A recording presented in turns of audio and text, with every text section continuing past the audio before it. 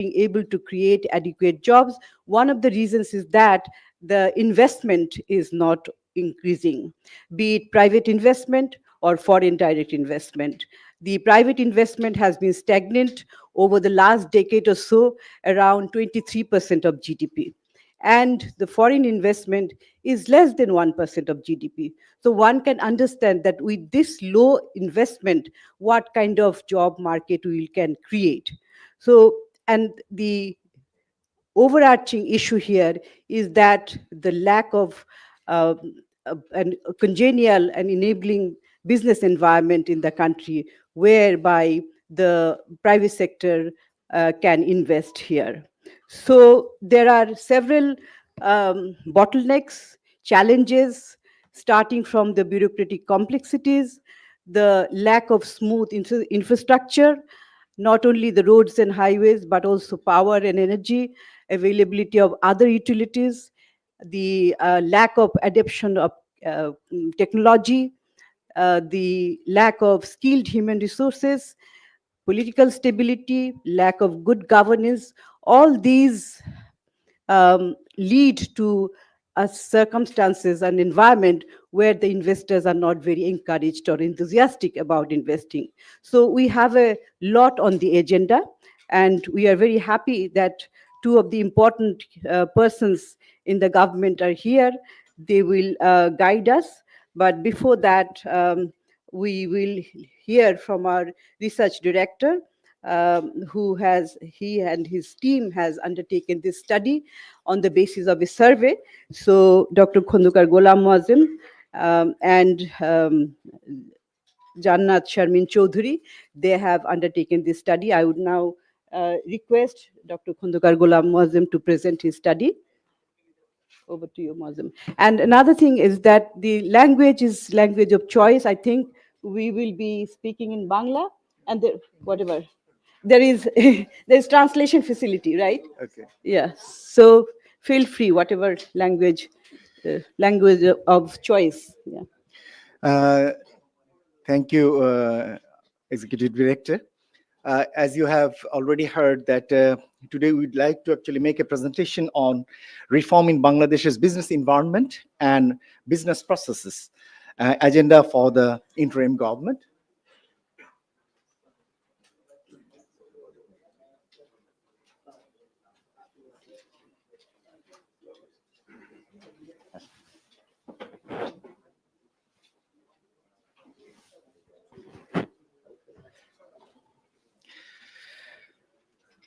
I would like to actually highlight on 4 issues. One is Bangladesh's business competitiveness and global competitiveness in the Global Competitiveness Report, which is published by World Economic Forum.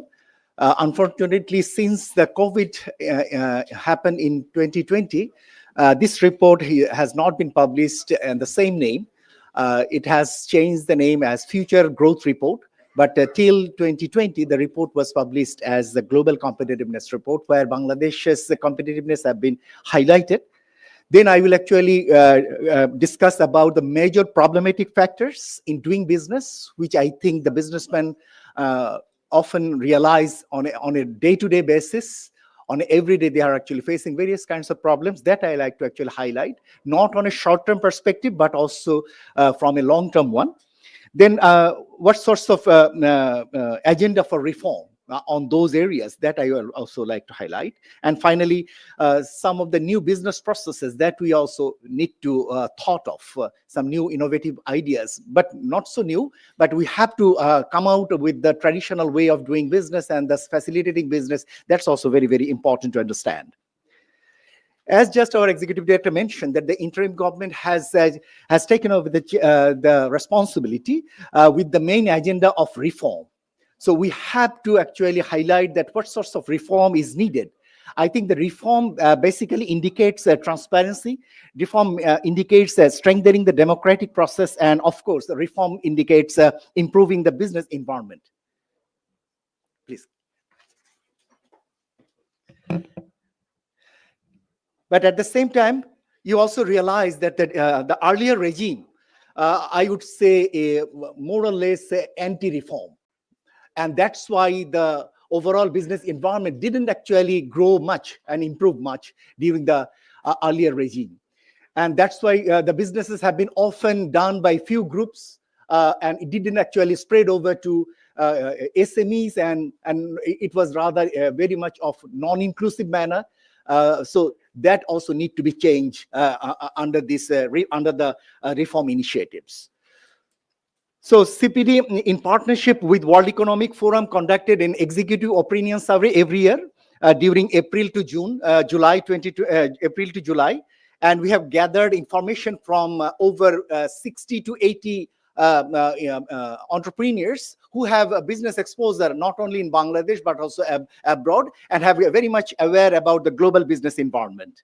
And based on those informations over the last 1 decade or more, we like to present that what sorts of reform is needed under this changing scenario. We have also used some of the information from our study on business process reengineering that we did with GIZ, and also did some key informant interviews that we also used here. We will highlight some of the key areas in our presentation on governance and public institutions, infrastructure, education, health, human capital, technology, financial environment, business operation, and innovation. These are the areas that we will highlight in our presentation. And since the data have been gathered in a scale of 1 to 7, so from 1 to 3 means it is poor, 4 means it is just reached to the normal level, and above 4 it is it considered as positive response. Can you just, someone's actually talking behind? Someone talking behind, please. Can you just go outside and talk, please? And if you see the respondents level, these are the respondent levels here, where what you have understand that mostly service sector related businesses as well as manufacturing one are our major respondents in the survey. Over time, service oriented business entrepreneurs have responded much, particularly after the COVID. We found that IT based companies have responded more after the COVID in our surveys compared to the previous time. But at the same time, the industry non-manufacturing entrepreneurs are also responded in our survey. আপনারা যদি পিছনে কথা না বলেন ভালো হয়।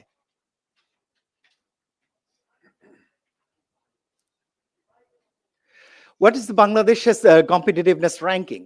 You see this figure. And you can realize that over the last 1 decade, since 2007 to 2019, Bangladesh's ranking didn't change much. It was 107 in 2007, and it was 105 in 2019.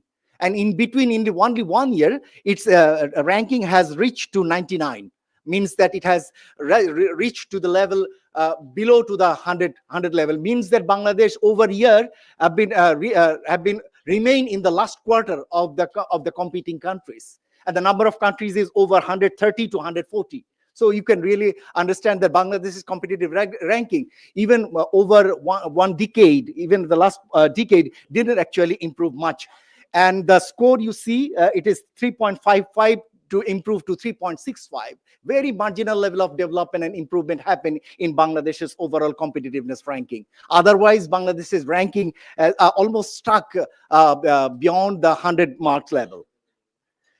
And if I compare it with other South Asian countries, if you see the graph, you will see the India is always ahead in terms of the competitiveness ranking, which is around 40 to 60 level mark.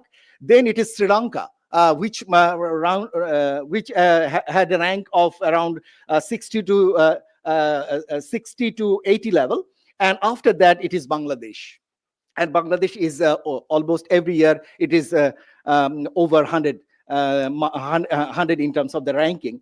In few years, we found that Nepal has exceeded Bangladesh in terms of the ranking. That is, we often thought that we are just behind India and our competitiveness is quite high. Unfortunately, in truly speaking, that is not. And that we have to take into cognizance that our GDP growth may be good, some of the businesses may do good, but overall business environment is not yet up to the mark. So that we have to keep in mind while we do. And Pakistan is behind Bangladesh and Nepal.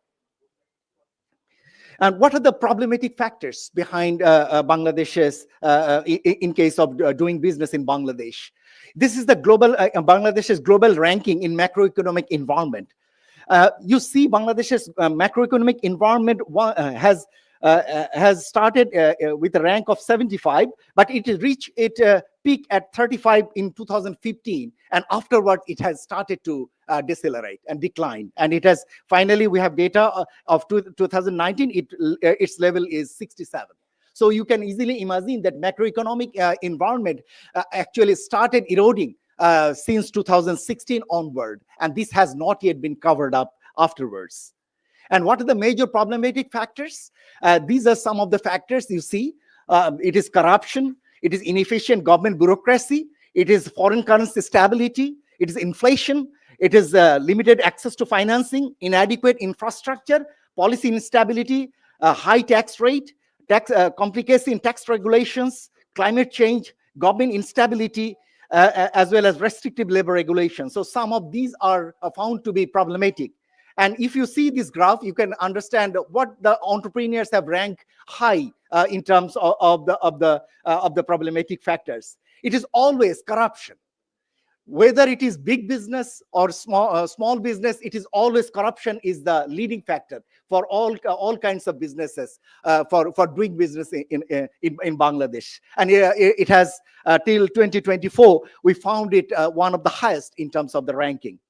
And afterwards, it is access to financing. Very unfortunate, basically for the medium and small scale enterprises, but sometimes for larger scale enterprises as well. This access to financing is also a concern.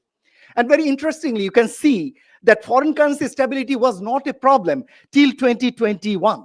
And afterward, it has started to become a major problematic factors for doing business in Bangladesh. You can see this green bar, and you can easily imagine how the perception level has increased over time.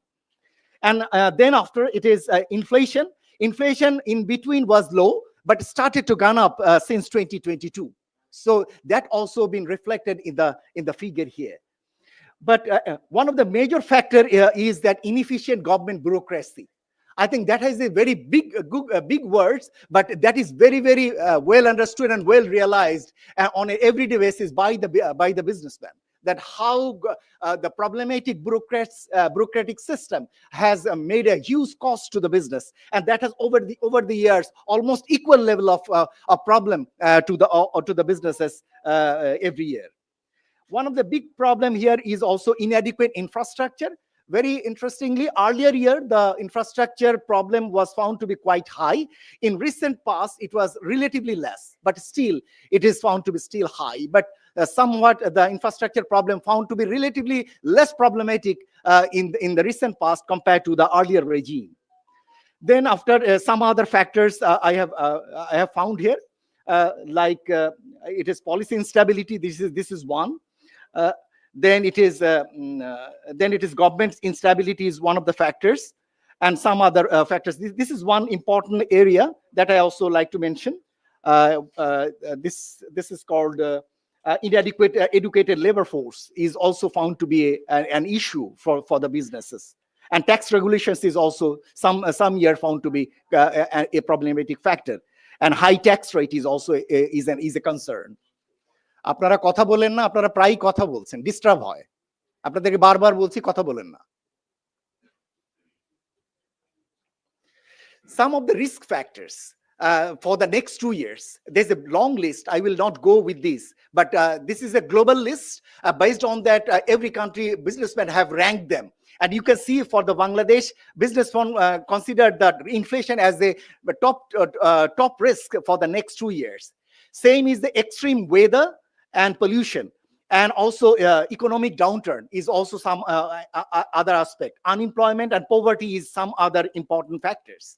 So if I like to categorize them, it is found that economic risk, among the economic risk category, it is the inflation, then economic downturn and poverty, inequality, and illicit economic activity are the major concerns for the next 2 years, because this survey was conducted in April to July during the earlier regime. So the businessman is perceived that the same regime will continue, so they have actually given their reaction accordingly.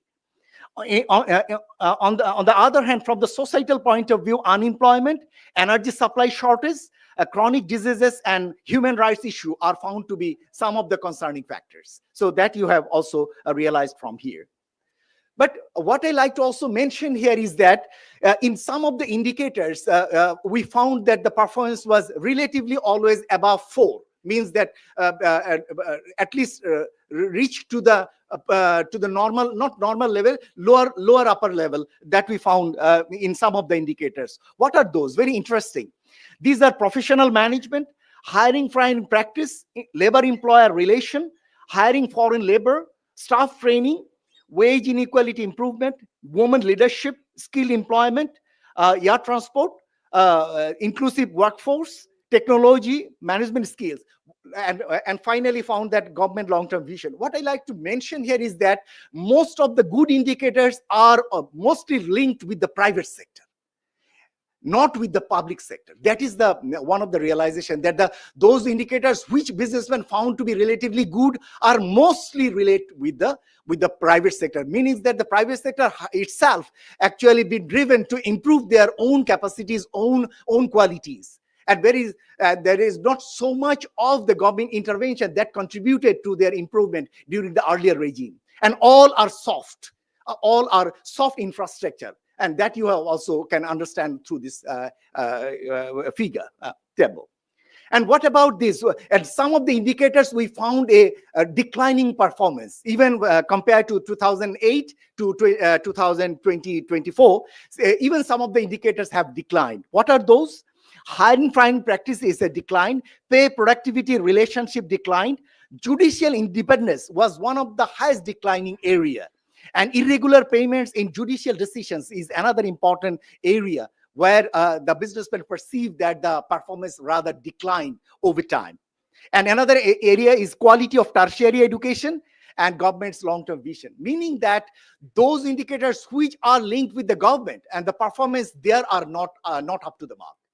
So this we have to keep in mind, that businessmen been always suffered by the performance, not only by the logistics support that need to be provided, but also the dispute settlement issues, but also the labor force that is to be prepared and over years for the job market, which are responsible mostly to the public sector, are also not up to the mark.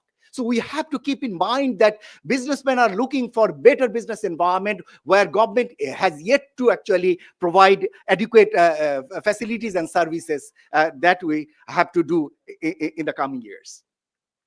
Then let me go to the agendas in different areas. Let me actually go area-wise performance during the last decade. First is the governance and institution.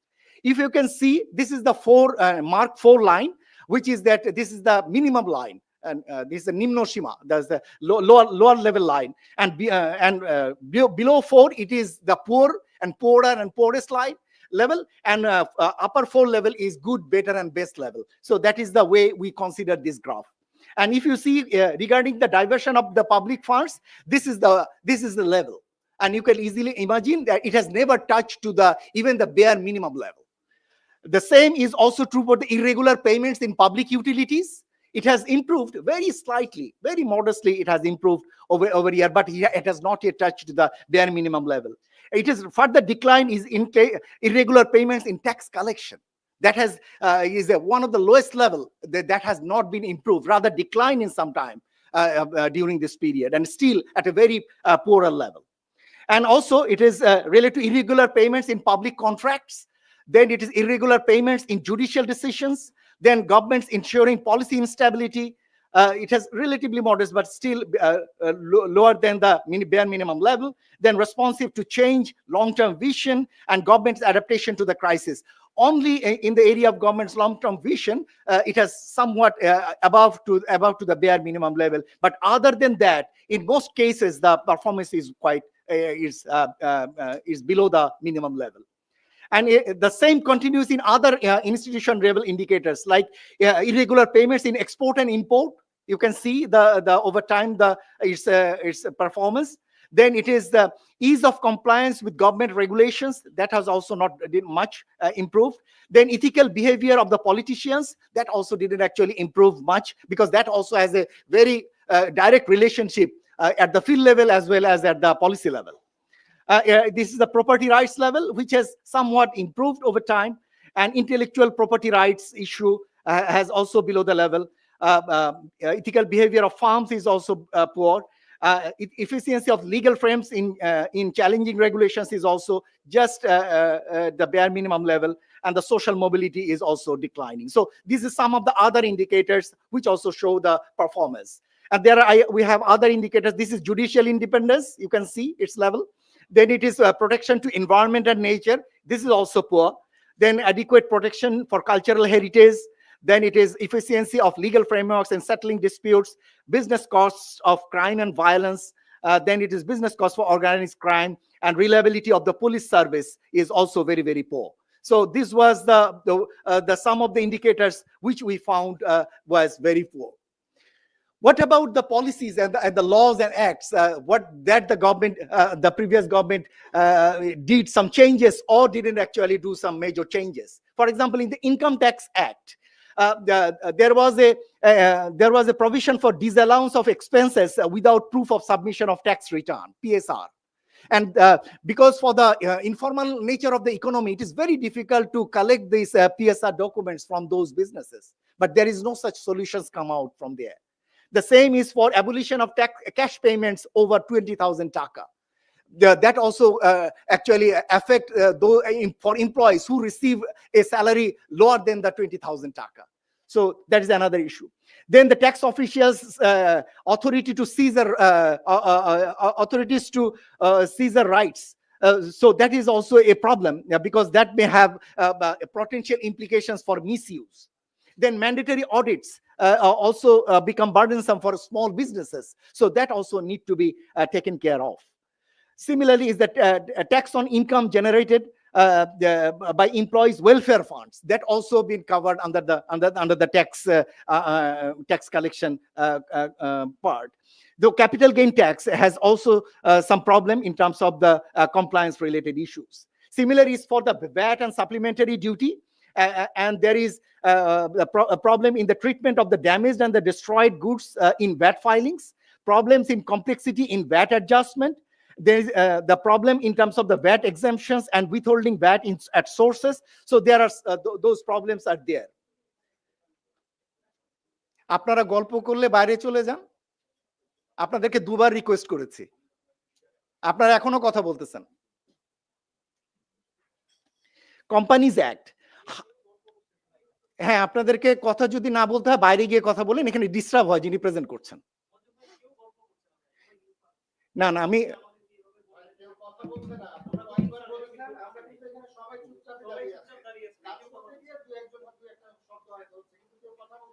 আমার তো পড়তে disturb হচ্ছে ভাই।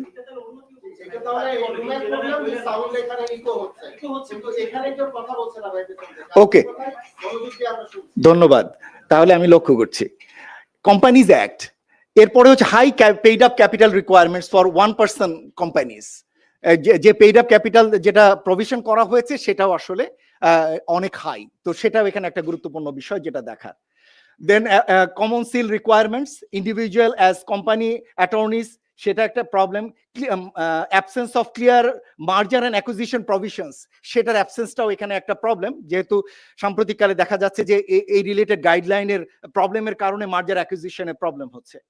দেন need for alternate dispute resolution, ADR and transparency measure, সেটাও কিন্তু আমাদের এখানে খুব স্ট্রং না, যেটা আমাদের এখানে সমস্যা করছে বিজনেসম্যানদের।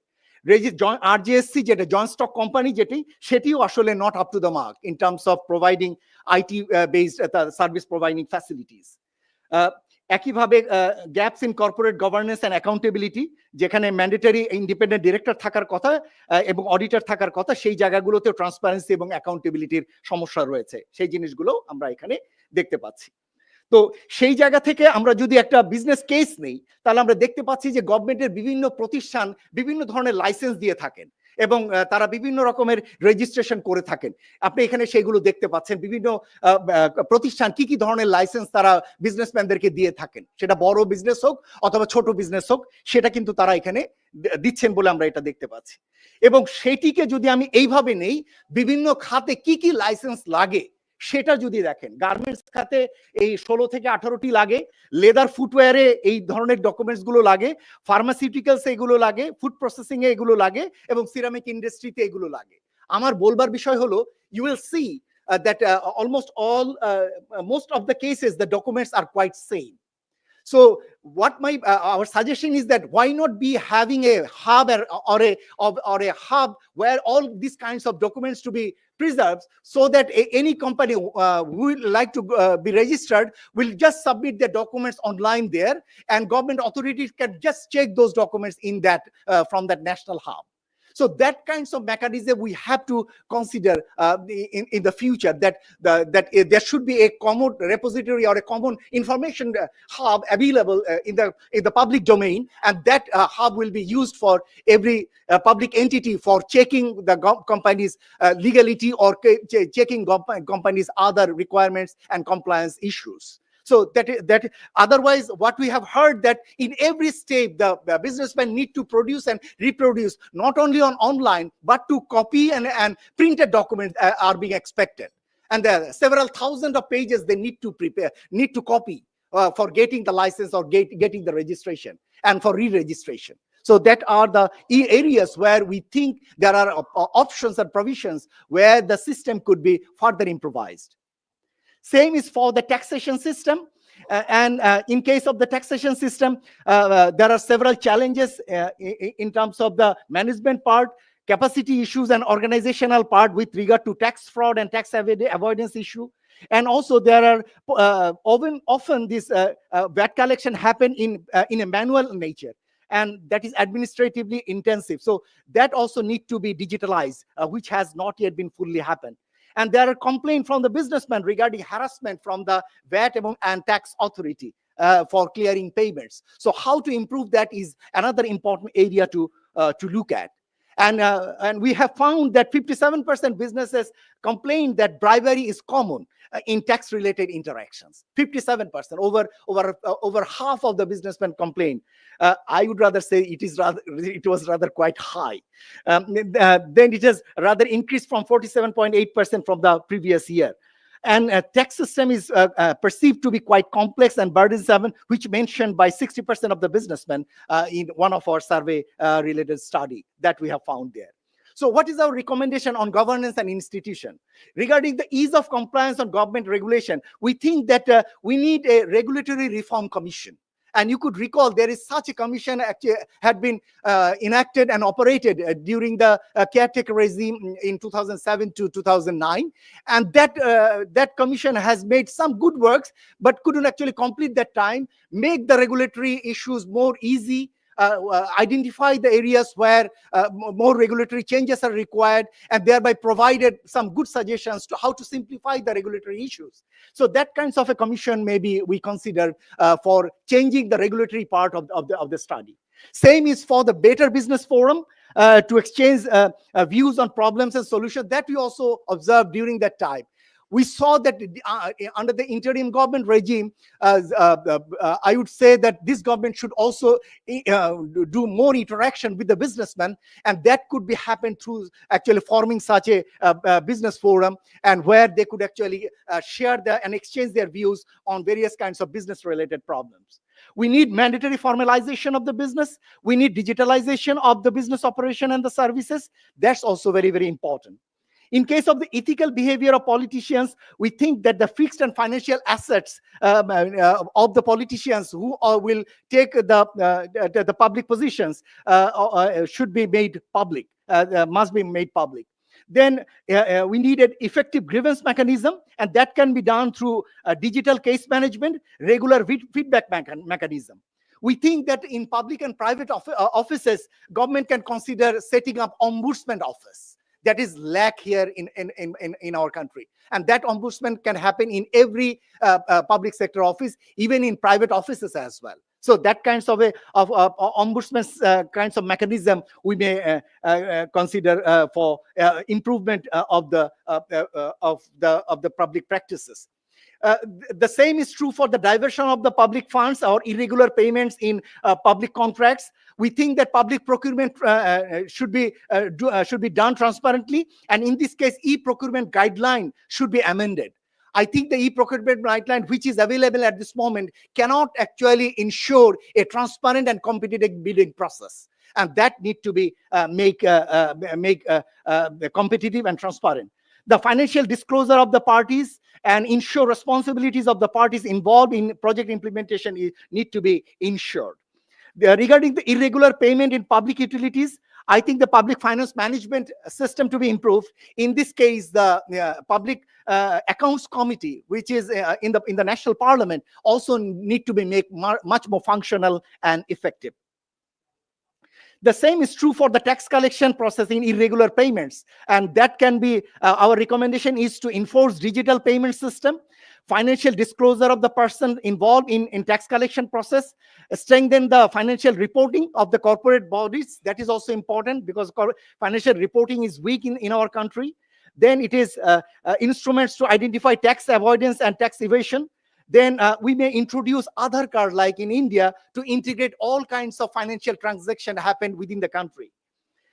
It's also true for the judicial system, and how to modernize the judicial system is very, very important. In this case, selection of the judges to be make open, then judiciary functional to be made, electronic case management to be introduced, e-court system in cases can be introduced.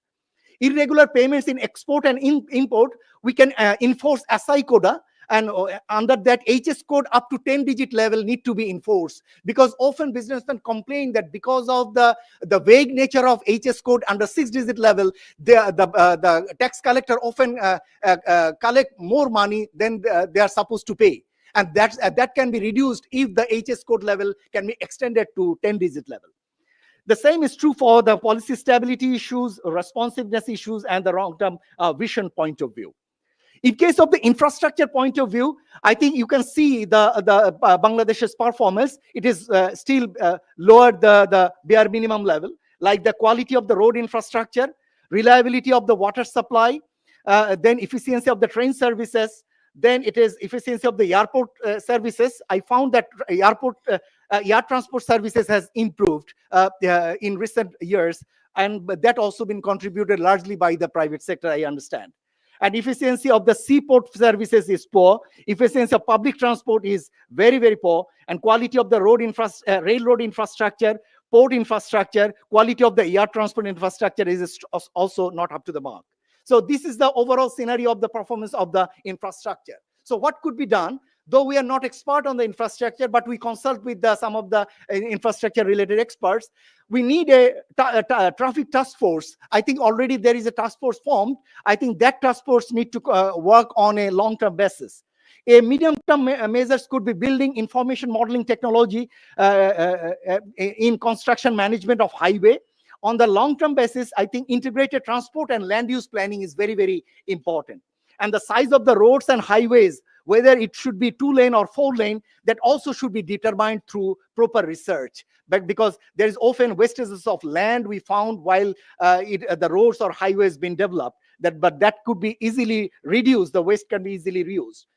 The choice of technology in designing infrastructure is also poor. That also need to improve. Then it is multiple stakeholders consultation is also improved in terms of the efficiency improvement. In case of the selection of the raw materials is also important in case of the road development, because often we found that the roads which are being newly built are often been dilapidated within a very short period of time. There is the pre-feasibility and the feasibility study required that often were not been followed earlier regime, and we think that those are very, very important in this case. Reliability, the water supply. I think the water challenges need to consider with the perspective of climate change and the population growth. And long-term water sustainability in water supply would be a major issue in the coming decades. In the port and railway, I think integrated railway network is needed. with port supportive financial system. Dhaka Chittagong corridor need to be improved. Port operational practices also need to be improved in financial management and operational efficiency. And also we need to reduce the port-induced semi-trailer truck traffic. Rather, we have to promote rail and river connectivity instead. So that we have to take it into consideration. Public transport system, we can consider intelligent traffic system, traffic signaling system, and also increase the bus and trains. Also, monorail and light rail system can also be considered. In case of the financial environment part, you can see this is the overall situation. The venture capital, the performance is below the mark. Financing the SMEs is still quite low, though it is better than the venture capital point of view. Soundness of the banks, you can easily imagine that how over time the soundness of the banks has deteriorated. And you can see that since 2017, it has reduced a bare minimum level. And before that, it was above the minimum level, but it was still deteriorating. So over the since I think the 2011, the banking sector has started declining, and that has over time has continued here. And the strength and auditing and accounting standards, though improved over time, but still not up to the mark. So what is the suggestions on the financial environment point of view? For limited access to financing, particularly SMEs, we can think of inclusive financing like lower collateral demands, financial aid and mentorship, and where I think Bangladesh Bank, SME Foundation, BIDA, and other institutions can work. High interest rate and lengthy approval process can be addressed through reassessing the interest rates and more flexible lending criteria. So that is very, very important. Then we also need innovative credit assessment for the SMEs and startups, because that often it is considered to apply the same criteria for all, which is not actually justified for the SMEs and the startups point of view.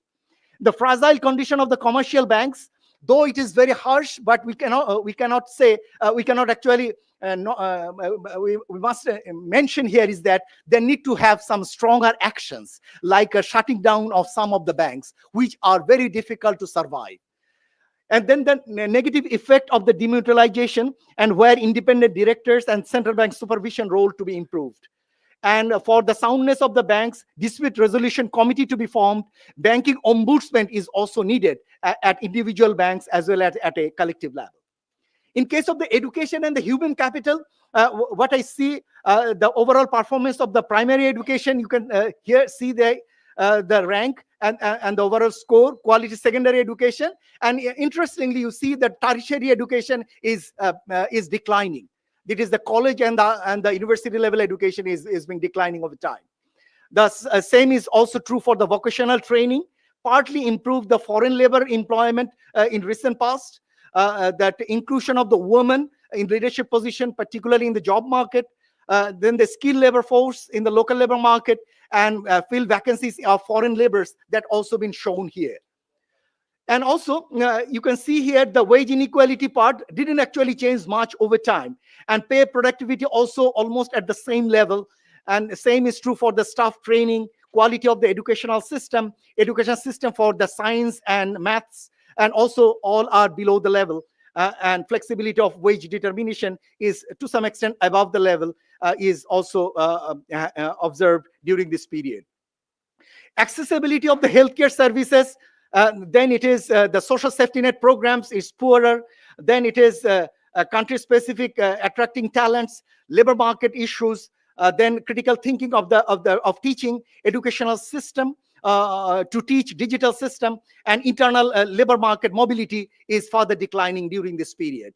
And in case of the IT related indicators, university industry collaboration, companies embracing disruptive technologies, then it is availability of local content requirements is somewhat improved in the recent past. So this is the overall position of the education, technology, and the human capital indicators. Our suggestion here is that quality of education, in case of the primary education, it should be extended up to class 8 level. And the vocational training needs to be integrated in the primary and the secondary level education. In case of the skilled employee in the labor market, I think Ministry of Education need to work closely with other ministries like Ministry of Expatriate Welfare and Ministry of Labor and Employment. And it is also important to include the Technical Training Center under the jurisdiction of Ministry of Education. In case of the social safety net program, we think a comprehensive database is very, very important. University level and the industry level collaboration, it has often been largely said but not been realized yet, that innovation hubs and incubation facilities to be developed in the universities, which has not happened yet much. Joint funding programs is also important. Then companies embracing disruptive ideas. In this case, I think the tax exemptions timeline for ICT companies need to be extended. ICT experts to be involved in the authority, and IT sector for the human resources also need to be included much. Offshore companies are also to be legalized in a formal way. Then it is the enlistment of these companies in the stock market to be relaxed, the compliance requirements to be relaxed. In case of the unpredictable power supply and other things, we think that we need to consider alternate energies, right, renewables, and provide adequate incentives for that to the private companies to use those alternate technologies and alternate energies. Let me come to the last part of these challenges. It is the performance of the domestic competition. And what we found that in terms of the extent of the market dominance, it is still limited for few companies. Attitude towards entrepreneurial risk has improved, but yet it is not up to the mark. Buyer sophistication on product is improved. Then disruptive effect of taxes and subsidies on competition is rather affecting the companies to some extent. Then competition in retail and the business facilities is better, but not change much. Competition in the network services, competition in the professional services are relatively better in the business competition part. In case of hiring and firing, you can see the graphs. Innovative companies, better in flexibility working arrangements, professional management, collaboration with the companies is poor. Then labor employment relation, collaboration within a company, willingness to delegate authority is still not up to the mark, but still at a very lower level, though at just above the bare minimum level. So what we have suggested here is that to extend the growth of companies, we need mandatory registration, we need digitalizing government regulation, and no formal registration, and taking actions and to facilitate businesses to go for formal registration. And also we need to ensure the licensing, registration, and business operation process following the international guidelines and international benchmarks. We need to simplify the renewal process, and we need to reduce the extent of period of re-renewal issues. We need to reduce those number and frequencies. That's also very, very important.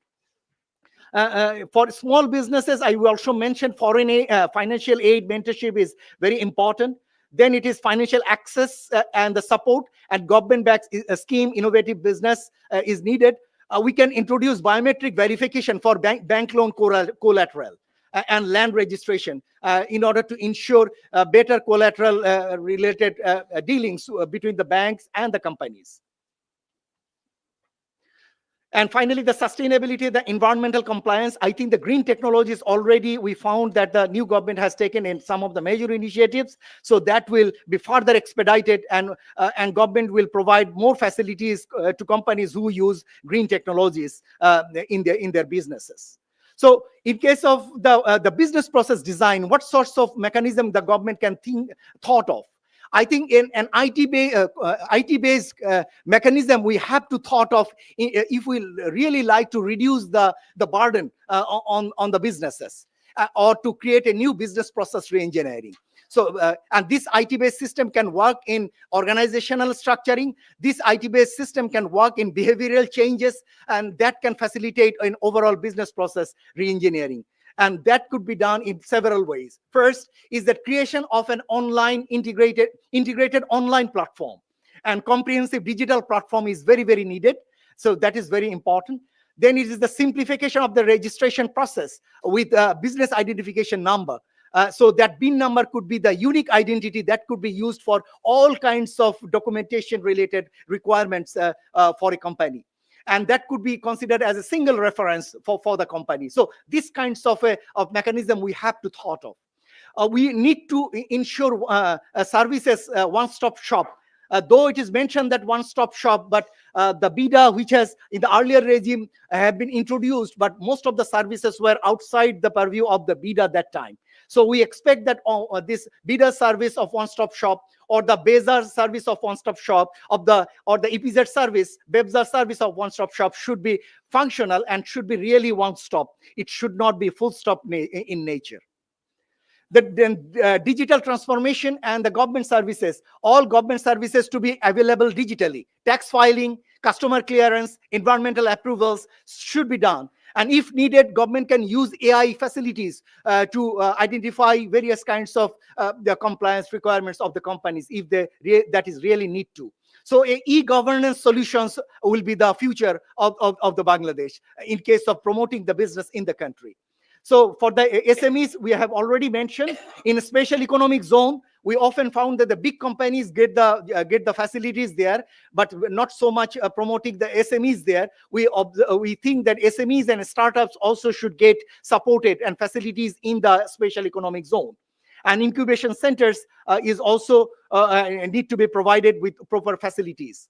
Financial access and support, like reform in the banking and the financial sector, is like lowering the interest rate in a competitive basis. Streamline the loan processes is very, very important. Government backed schemes also needed, like funding and the grants for innovative business and ideas. Capacity building and skill development, it is often said, and you all know what to do. Then it is the training of the government officials is also very important. Often government officials thought that they have full of ideas, and they are not very much ready to share their ideas with the private sector. That kinds of exchange of knowledge and views and perspective is very, very important in order to improve the overall bureaucratic practices facilitating the businesses. And finally, robust regulatory system, like regular updating and simplification. Independent regulatory bodies are also very, very important. Robust monitoring system and feedback loop also will be there under this IT-based system. Robust monitoring and the feedback system also to be there. And finally, the green technology use and environmental impact assessment should be also being made mandatory in case of doing business in the future.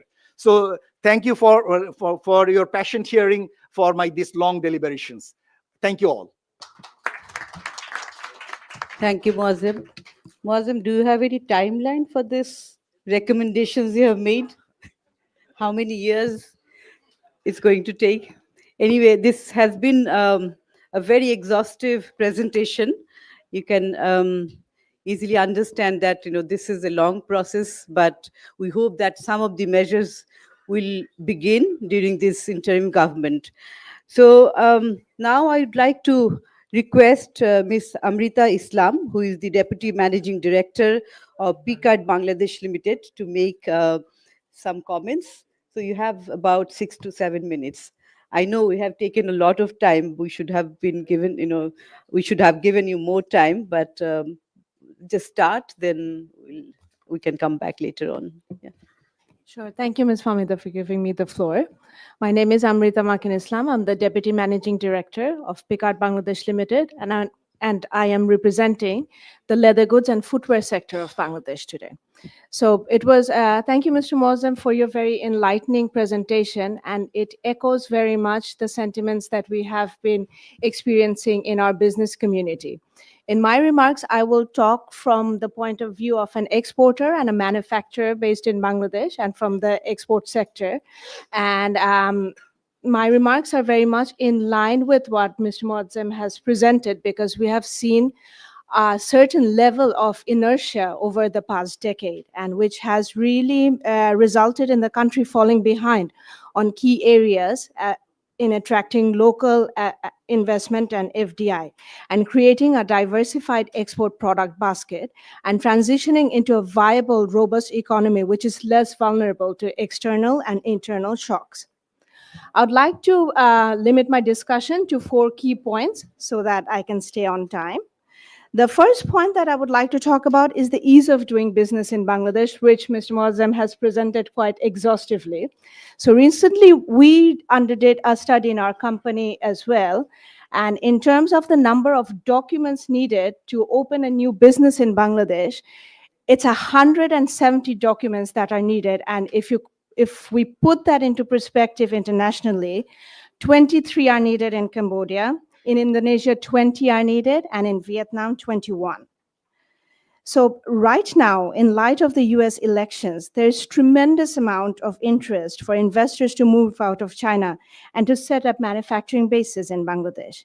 The primary driver of this impending adverse trade relationship between China and US, and in light of the Trump administration coming into place. Additionally, there are many low-hanging fruits which are present for Bangladesh, which is the Indian market, which presents quite an interesting opportunity as a destination for Bangladeshi exports. Just to give an example, in 2022, India imported $1.5 billion worth of footwear, out of which 737 million came from China. Due to an increase in import duty on Chinese footwear from 25 to 35% in India, a unique opportunity has opened up for Bangladesh, whereby these Chinese companies who are currently facing high tariff barriers to India are collaborating with Bangladeshi shoemakers by bringing in components from China, making the shoes in Bangladesh, and exporting to India. This triad of market access into these three apex economics, India, USA, and China, will be a game changer for Bangladesh. And I believe that this is quite a unique point in international trade that we stand on at the moment for the country. However, the primary deterrent to this will be the stifling red tape of permits and licenses that we currently face. My second point of discussion will be the speed to market factor. Due to the limitations of our Chittagong port at the moment, we are denied faster connectivity to destinations such as US, EU, Australia, and Japan. Shipping lead times to these destinations from countries such as Vietnam, Cambodia, and China are typically 25 to 30 days, whereas from Bangladesh, it is anywhere between 40 to 55 days. The high transport time is both due to the limitations of the Chittagong port to allow docking of mother vessels, as well as the inefficiencies that exist within the operation of our port authority. Furthermore, most of our export businesses also have import dependency for raw materials, and these inefficiencies further cripple our manufacturing lead time. The standard manufacturing turnaround time in Bangladesh is 90 days, which in Vietnam is 40 to 45 days.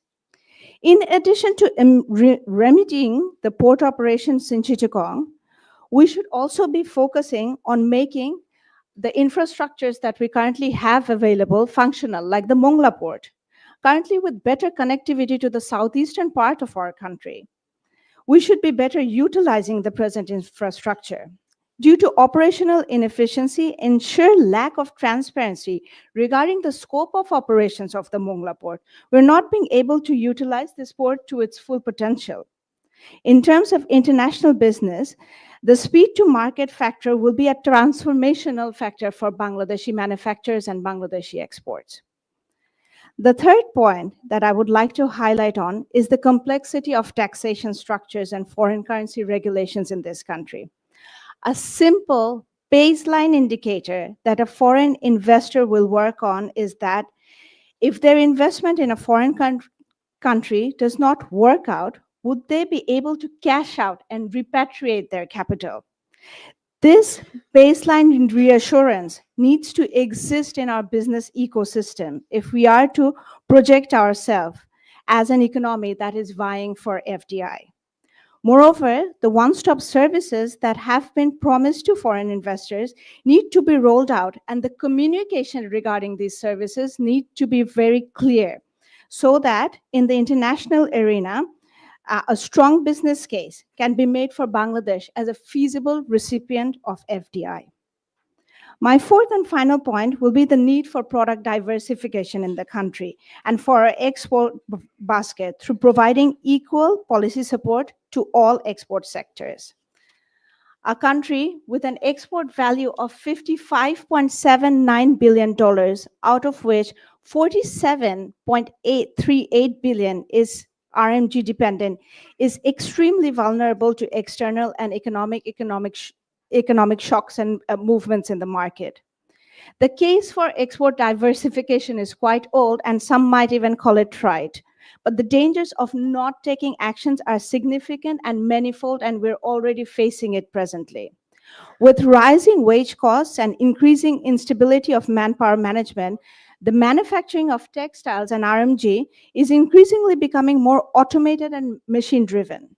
In a country of roughly 170 million people, where our demographic dividend is one of our core strengths, we have to harness this potential and branch out into labor-intensive manufacturing sectors, which will provide gainful employment of our youth.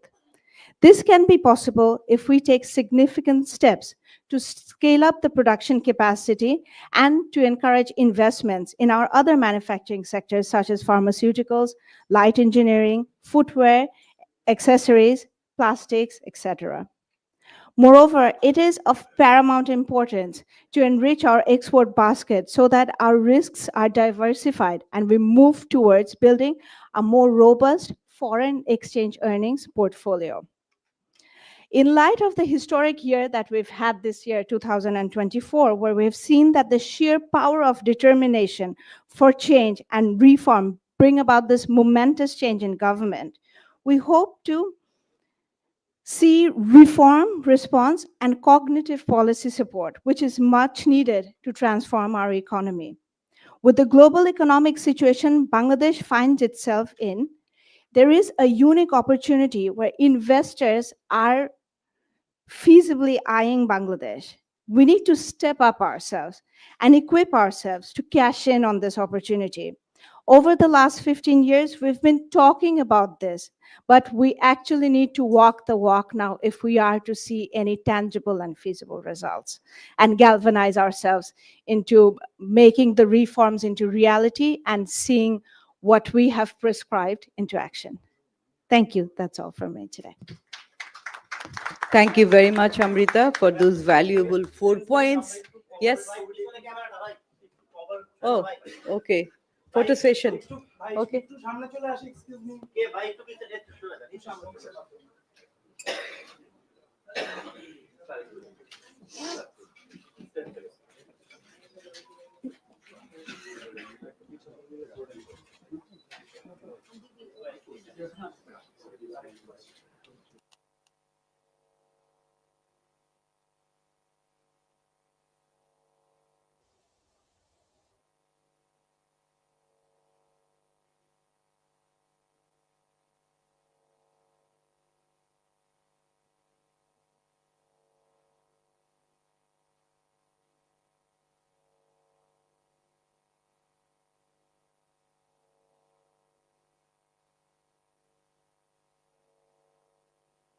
Thank you. Thank you. Okay, thank you, Amrita, once again. Now I would like to request Mr. AKM Fahim Masroor, Chief Executive Officer, bdjobs.com Limited. So, Fahim, Okay. if you can 5 limit minutes? yourself within, yes, Okay, 5 minutes okay, would be thanks. fantastic. Thank you. Thanks, Famida Appa. Can I use both Bangla and English? Yes. Okay, okay, sure. in- Okay.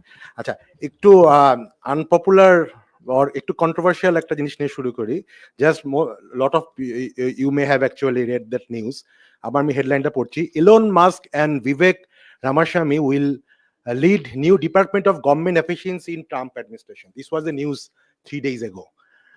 আজকে যদি এই নিউজটা আমাদের কোথাও আসতো যে বাংলাদেশের আমি জানি না হয়তো আসতো যে Abdullah Al Mintu will lead the government efficiency department will of Bangladesh I am not sure how we would have actually responded so মানে we probably Ashiq Chowdhury is actually looking at me he is one of exception যেই পজিশনটা normally ব্যুরোক্রেটরা থাকতো এতদিন পর্যন্ত at least we are very happy that government is trying some experimentation and so far he has been excellent এবং probably আমাদের এই যে ফিয়ারটাকে দূর করেছে। বাট আমার কাছে মনে হয় that kind of disruptive mindset we need to do if we really want some real reform. আমরা রিফর্ম নিয়ে গত 30-40 বছর ধরে অনেক কথা বলছি, অর্নামেন্টাল রিফর্ম অনেক হচ্ছে, but we need some real deep kind of structural thing, and that has to come from the leadership. আমরা যদি জাস্ট একজন এক্স সিএসপি অফিসারকে দিয়ে কোনো এই টাইপের কমিশন তৈরি করে বলি যে রিফর্ম হবে, administrative reform, tax reform, sorry I don't have any, আমার নিজের বাবাও গভর্নমেন্ট সার্ভিস হোল্ডার ছিল, but I think we need mind first change the mindset of what we want to do, and it has to be citizen and private sector led. তো সেটা দিয়ে আমি আসলে শুরু করছি। Lot of things have actually come. আমার কাছে মনে হয় যে এই সার্ভেটা আমি নিজেও আমাদের কোম্পানি বিভিন্ন সময় পার্টিসিপেট করেছিল, but I assume that this most of this survey respondents are little bit formal, little bit big and medium size companies. But আমার কাছে মনে হয় যে at the all of us know that আমাদের দেশের ইকোনমি যদি বলেন, এমপ্লয়মেন্ট মার্কেট, সবকিছু কিন্তু এখনো মেজরিটি ও 70-80% আর বেসিক্যালি ইনফর্মাল এমএসএমই বেসড। সেই জায়গাটা অনেক ক্ষেত্রে হয়তো আসেনি, সম্ভব ছিল না হয়তো বিভিন্ন কারণে। বাট যখন আমরা ফর্মাল মানে কথা বলি, cost of and is of doing business বলি, অফকোর্স সেটা একটা অ্যাসপেক্ট, বাট আমার কাছে মনে হয় বাংলাদেশে probably it is more important to talk about sometimes cost of entering business rather than cost of doing business. The reason I am saying that, a বড় company MNC বলেন whatever বলেন, they already have a setup to have this kind of compliance of hundreds of licenses that Amrita was saying. Of course that should not be, but at least you have, or we have that kind of system organization to handle those things. But think about a 24-year graduate who has a brilliant idea, want to start a new business. সে তো যখনই দেখে যে আমার এই এরকম 30টার মতো licence লাগবে, আমার একটা ছোট ফ্যাক্টরি করব, এনভায়রনমেন্টাল লাইসেন্স, এই লাইসেন্স ওই লাইসেন্স লাগবে, ভ্যাটের একটা রেজিস্ট্রেশন লাগবে, income tax every year I have to submit, every মাসের 15 তারিখে আমাকে ভ্যাট রিটার্ন সাবমিট করতে হবে। সে ব্যবসা করবে, ইনোভেট করবে, নাকি কমপ্লাই করবে? আমার কাছে মনে হয় যে দিস ইজ সামথিং, আপনি যদি আজকে lot of us have actually offices in Singapore, we just অনলাইনে রেজিস্ট্রেশন করি, উই ডু বিজনেস, এবং একটা রেভিনিউ থ্রেশহোল্ড হওয়ার আগ পর্যন্ত we even don't need to return our yearly audit report to the regulators. So if Singapore can do that, why can't we do that? কেন আজকে আমার একটা 5 লাখ টাকার ইয়ারলি রেভিনিউ ব্যবসার ক্ষেত্রেও এভরি মাসের 15 তারিখে আমাকে ভ্যাট রিটার্ন সাবমিট দিতে হবে, income tax return submit, TDS return submit করতে হবে? So these are some of the things আমার কাছে মনে হয় যে আমাদের বিগ কর্পোরেট স্ট্রাকচারাল পার্সপেক্টিভ যেরকম আমাদের ভাবা উচিত, একেবারে মানে বটম লেয়ারে এমএসএমই মাইক্রো এন্টারপ্রাইজ লেভেলেও আসলে জিনিসটা করা উচিত, because all of us know about the importance of this thing, and of course our country is now run by a person who has actually championed the MSME or micro enterprise cause for all of his life. তো সেই একটা ব্যাপার আমি একটু highlight করার মানে request করব। আরেকটা হচ্ছে যে আমাদের ফিলোসফিক্যাল একটা ব্যাপার করতে হবে। আমি একটু একটা ডিসএগ্রি করি মুয়াজ্জম ভাইয়ের সাথে যে all business has to B registered. আমি ব্যক্তিগতভাবে মনে করি এটা it will actually create another layer of complication or friction. Let them, মানে বিজনেসের আসলে পারপাস কি? ইফ উই আস্ক আওয়ারসেলফ, বিজনেসের পারপাস কি গভর্নমেন্টকে রেভিনিউ দেওয়া অর জব ক্রিয়েট করা? আমি ব্যক্তিগতভাবে I am of that philosophy that any businesses primary role is to create job. It is not, the primary role is not to support government. Of course government revenue collection করতে লাগবে, but primarily তাকে measure করতে হবে সে কতটুক job create করলো। কোনো একটা ছোট এমএসএমই বা একটা মিডিয়াম সাইজ কোম্পানি যদি জব ক্রিয়েট করে, why you actually burden him with so or her with so many kind of মানে complications, friction in their current business? So সেই জিনিসটা একটা করতে হবে। I'm very happy that Muazzam bhai has actually mentioned about lot of digitization and all other things, এবং also NID and all those things. দেখেন NID বাংলাদেশও interestingly, বাংলাদেশে আমরা 2007-08 সালে ইলেকশন কমিশনের ডাটাবেস করলাম, 2007 সালে ইনফ্যাক্ট ইন্ডিয়া 2008 সালে they made Aadhaar, what you mention. তারা আধারের উপর ভিত্তি করে এখন এই each and every citizen services, each and every financial services, insurtech বলেন, লেন্ডিং বলেন, সবকিছু is based on that infrastructure called Aadhaar, which is the national ID. আর আমরা ইন্ডিয়ার থেকে 1 বছর আগেও যে জিনিসটা করলাম, and it was a massive thing, like 8-9 কোটি মানুষের NID, biometric NID, it was a massive thing. So we successfully did that, but ওই জিনিসটাকে আমরা ওইখানেই রেখে দিলাম, ওইটাকে আমরা ফার্দার কোনো আমাদের ইন্টিগ্রেশনের মধ্যে আমরা ইউজ করলাম না, and that's why we are actually lagging behind. So আমরা ইনফ্রাস্ট্রাকচার, ফিজিক্যাল রোড টোড নিয়ে অনেক কথা বলি, কিন্তু এই যে ডেটাটা যে একটা ইনফ্রাস্ট্রাকচার হতে পারে সেই ব্যাপারটা কিন্তু আমাদের রিয়েলাইজেশনও নাই, বিকজ এইটার যে implication, for example we are talking about MSME type of things, এখানে সেলিম ভাইও এখানে ছিলেন বা অনেক ব্যাংকার্স আছেন, they can't actually lend to any MSME because they don't have any data. তো সেই ডেটার লেয়ারটাই কিন্তু আসলে আলটিমেটলি এই এনআইডিতে বাংলাদেশে এখন হচ্ছে 18 বছরের উপরের লোক, তাদের শুধুমাত্র আইডেন্টিফিকেশন আছে, 18 বছরের নিচের কারো আইডেন্টিফিকেশন নাই। এবং এই এনআইডিটা is also kind of lot of the things have done, corrupted হয়েছে, এটার লিকেজ হয়েছে, অল দিস থিংস। ইন্ডিয়াতে যেটা করেছে, দেয়ার was in 2001 or 2020 they came up with a architecture called DEPA, which is called Data Empowerment and Protection Architecture. This is something which actually allows people to have control on their own data and share. Because ডাটাটা কার? আমি যদি আমার একটা ব্যাংকে আমার একটা statement থাকে, এই ডাটাটা যদি আপনি আজকে চান এই স্টেটমেন্টটা দিয়ে একটা ছোট ব্যবসায়ী অন্য একটা ব্যাংকে লোন নিবে, তখন বলবে কি আরেকটা ব্যাংক তুমি ওখান থেকে একটা সাইন করে নিয়ে আসো। Why that process should be so complicated? Why can't I just have a at my fingertip that আমি সে ব্র্যাক ব্যাংকে আমার স্টেটমেন্ট আছে, ব্র্যাক ব্যাংকে আমি ট্রানজেক্ট করি, আমি প্রাইম ব্যাংকে লোন চাচ্ছি, আমি জাস্ট ব্র্যাক ব্যাংকের অ্যাপে যেয়ে শুধু একটা ক্লিক করবো এবং that data will be shared to prime banks to give me some kind of credit or lending. So এই টাইপের যেই ফ্রেমওয়ার্ক বলি বা আর্কিটেকচার বলি, that has to be centrally initiated. We are very happy that government একটা act করতেছে, Personal Data Protection Act, but that is much more on the privacy aspect. We are actually urging the government to have the empowerment aspect as well, along with the privacy and protection. So I need to protect my data, at the same time I need to have my own control on that data so that I can monetize from that data. Amar data kintu monetize korteche Google, amar data monetize korteche Facebook, and they are making money out of that, but I am not kind of monetizing my own data. সেই অ্যাসপেক্টটা আমাদের as a infrastructure পার্সপেক্টিভে, soft পার্সপেক্টিভে আনতে হবে।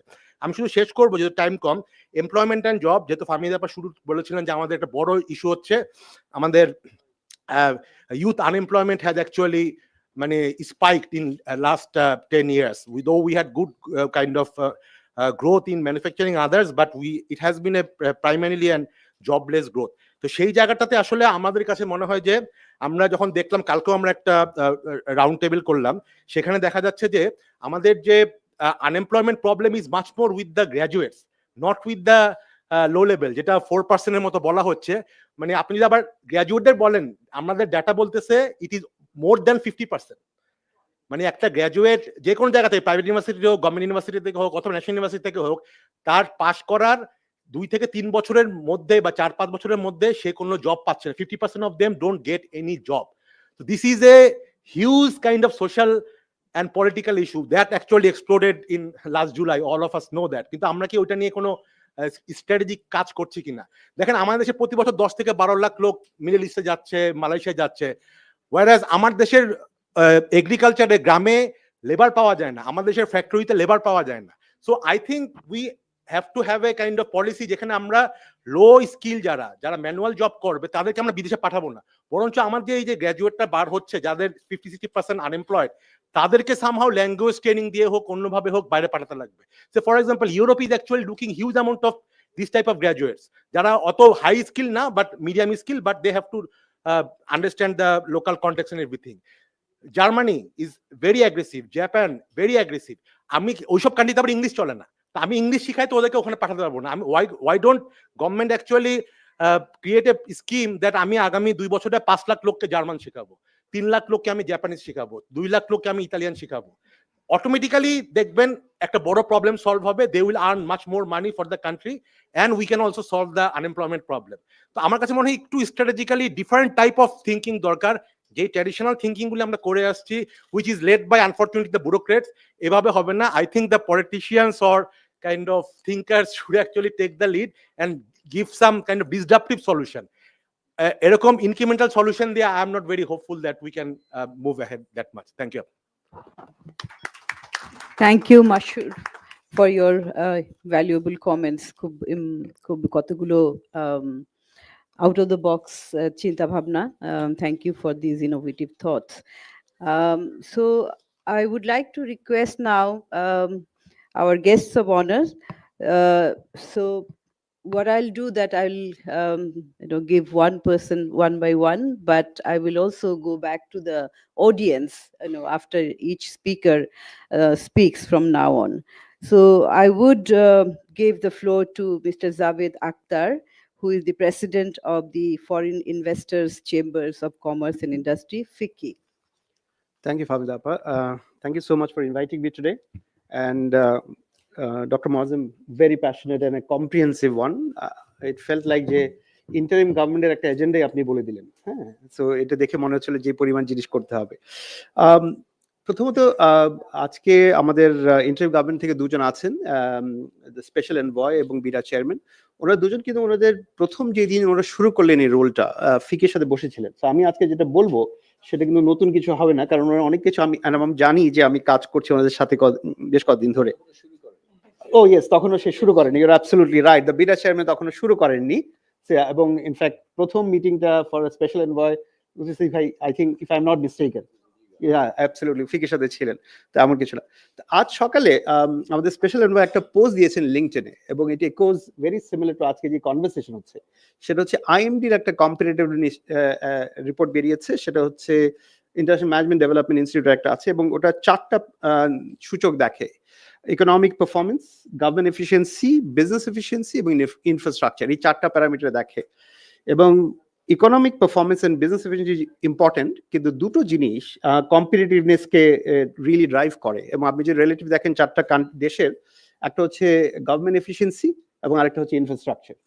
এই দুটো is a big determinant competitiveness set করার জন্য, এবং এটা অলমোস্ট ইকোজ আজকে যেটা মহাজন সাহেব প্রেজেন্ট করলেন।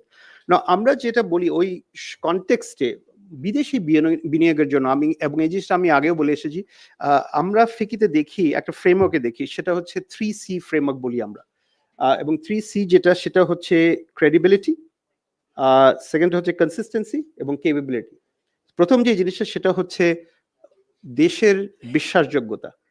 কারণ একটা দেশের আমি যদি বিদেশি বিনিয়োগ আনতে চাই, ওই বিনিয়োগ যে নিয়ে আসবে তার কিন্তু দেশের উপর বিশ্বাস রাখতে হবে যে আমরা এখান থেকে ভ্যালু ক্রিয়েট করব, দেশের জন্য করব, বিদেশি বিনিয়োগের জন্য করব। এবং এবং আজকে মজেম ভাই যেগুলো বললেন এর মাঝখানে কিন্তু অনেক কিছু আছে। আপনি যদি তাকিয়ে দেখেন আমাদের রেগুলেটরি ল্যান্ডস্কেপটা, যেটার কথা মিস অমৃতা বললেন।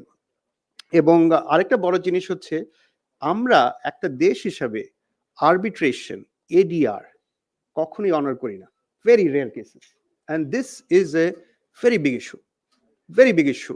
ওখানে হাবিবুল্লাহ ভাই পেছনে আছেন, I am sure he will echo the same thing. কারণ একটা দেশের বিশ্বাসযোগ্যতা এটার উপর নির্ভর করে। এবং আপনি যদি তাকিয়ে দেখেন, আমাদের যদি একটা সভারেনের সাথে যে কন্ট্রাকচুয়াল অব্লিগেশন থাকে, অব্লিগেশন করে সভারেনের সাথে হয়, ইন্ডিভিজুয়ালের সাথে হয় না, এবং সেটাকে অনার করা ইজ ভেরি ইম্পর্টেন্ট। সো এরকম অনেক কিছু স্ট্রাকচারালি আমরা কিভাবে ঠিক করতে পারি, ভেরি ইম্পর্টেন্ট। বিশ্বাসযোগ্যতা হচ্ছে আইপিআর রাইটস, পেটেন্টস, কপিরাইট। কারণ আমরা বিদেশি বিনিয়োগ যখন আসে, এটা ফাইন্যান্সিয়াল ইনভেস্টমেন্ট না, কারণ অন্য নলেজ টেকনোলজি ট্রান্সফার আসে, এবং ওটা যদি আমরা প্রোটেক্ট করতে না পারি, সেই বিনিয়োগ কিন্তু কখনোই আসবে না। এবং আমাদের এই বিনিয়োগ আসাটা কিন্তু আজকালের কিছু না, as a country we have not attracted, গত 52-53 বছরে খুব রেয়ার ইনভেস্টমেন্ট এসছে। So we have not structurally নিয়ে আসতে পেরেছি। সেকেন্ড যে কনসিস্টেন্সি, পলিসি যেগুলো আসছে, যে পলিসির ধারাবাহিকতা, কারণ আমাদের পলিসি কখনোই শেষ হবে না। যে ক্লাসিক যে জিনিসটা, অ্যান্ড থ্যাঙ্কফুলি এগুলো অনেকগুলো চেঞ্জ হচ্ছে, আই নো এনবিআর যেমন করছেন, হচ্ছেন যে আমি বছর শেষে ফাইন্যান্সিয়াল ইয়ার চেঞ্জ করার পর হঠাৎ আমাকে বলা হলো যে ট্যাক্স রেট চেঞ্জ হয়ে গেছে। Can you imagine? এটা সত্যি কথা, পৃথিবীর আর কোনো দেশে নেই যে রেট্রোস্পেক্টিভ, এটা একটা নতুন টার্মও ছিল আমাদের, ট্যাক্সেশন। এইগুলো আর্কাইভ ড্রাকোনিয়ান ল, এগুলো কখনোই বিদেশি আনবে না। কারণ আমাদের এই সমস্ত স্ট্রাকচারাল রিফর্ম আনতে হবে, যে এইভাবে যাতে না করি। অফকোর্স আমি ট্যাক্স ঘামবো, প্রোগ্রেসিভলি হায়ার ট্যাক্স দেবো, that is absolutely right, it is very important, কারণ এই ধারা কিন্তু থাকতে হবে।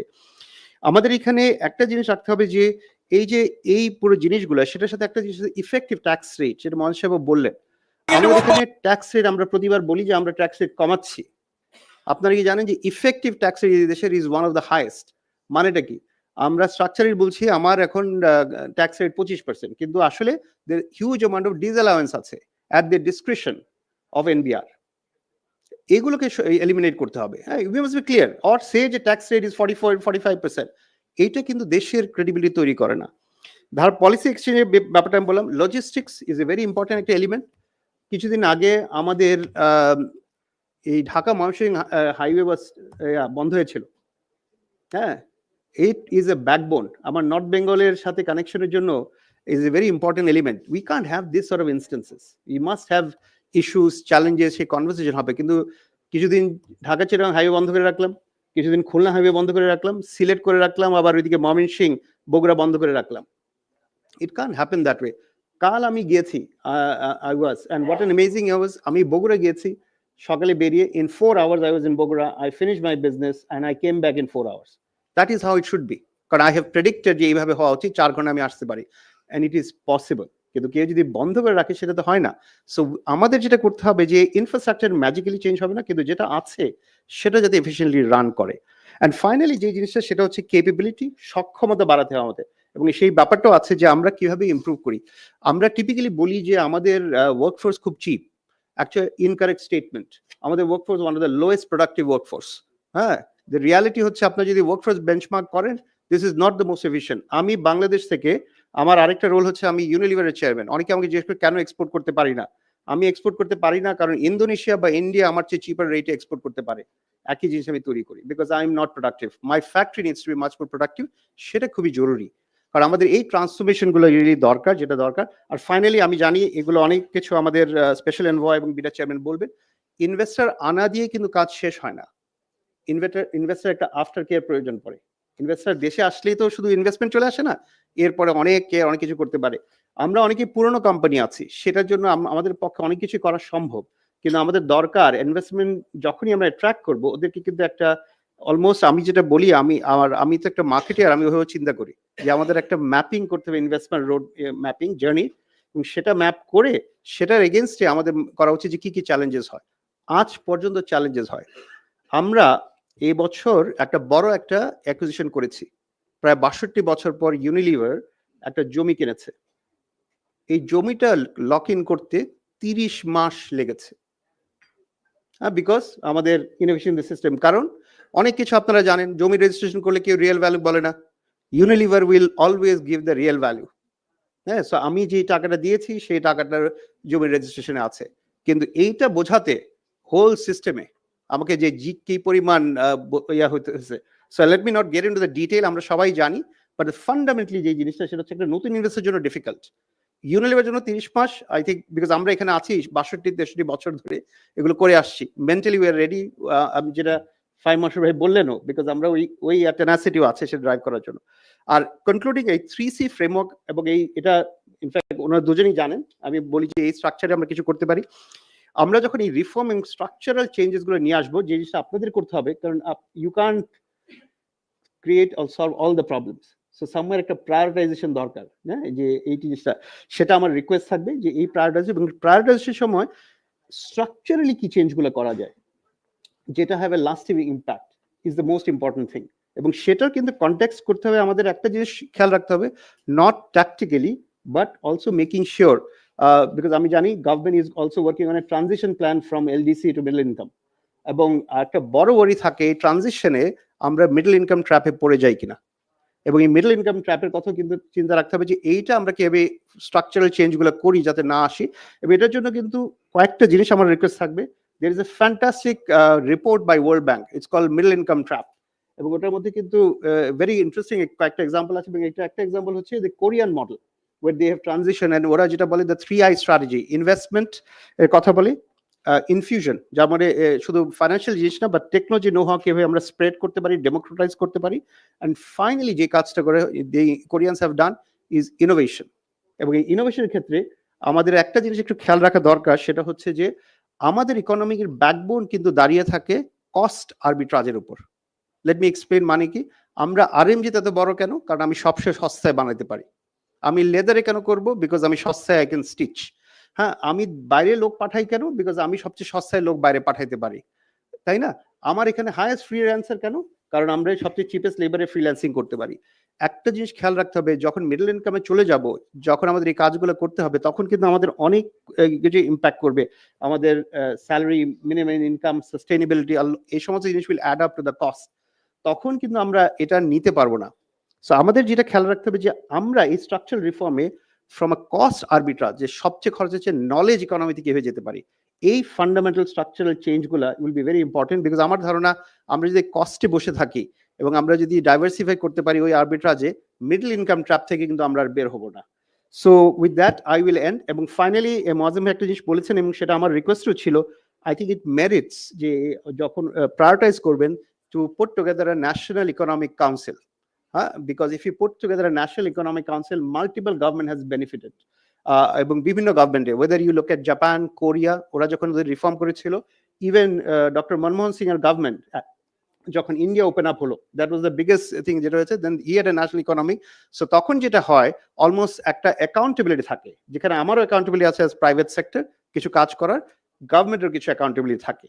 সো দিস ইজ আমার কিছু পার্সপেক্টিভ, যেগুলো যদি আমরা স্ট্রাকচারই করতে পারি এবং করতে পারি, তাহলে কিন্তু লং টার্মের জন্য আমাদের কম্পিটিটিভনেস উইল সিগনিফিকেন্টলি ইমপ্রুভ, যার মাধ্যমে আমরা বিদেশি বিনিয়োগ নিয়ে আসতে পারবো। অনেক অনেক ধন্যবাদ। Thank you very much, Javed, for those important points.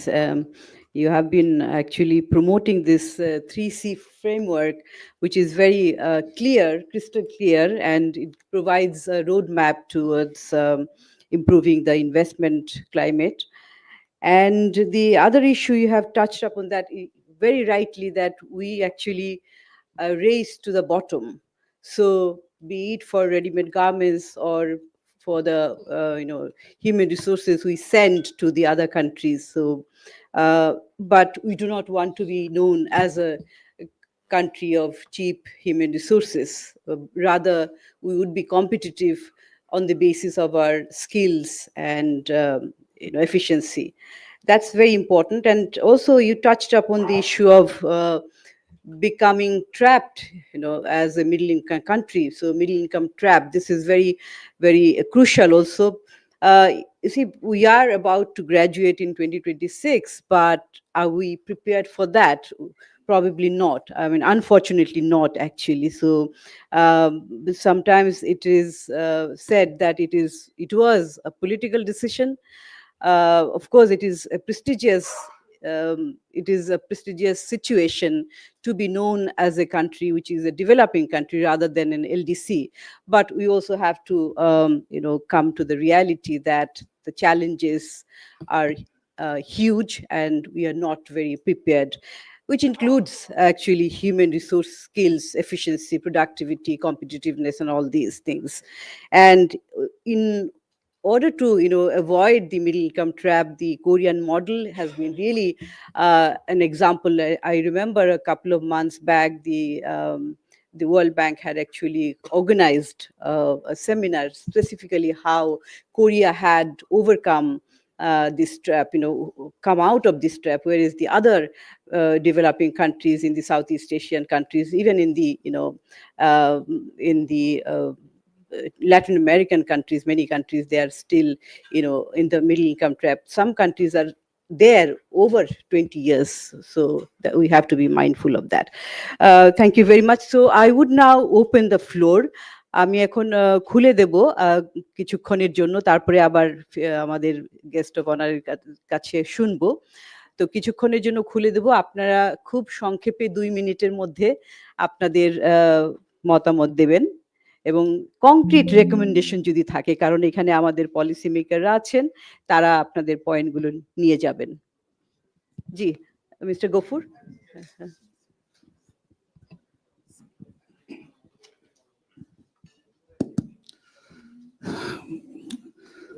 Assalamu alaikum. My name is Gafur, Director Abdul Monem Economic Zone Limited, and former Executive Director at the American Chamber of Commerce in Bangladesh.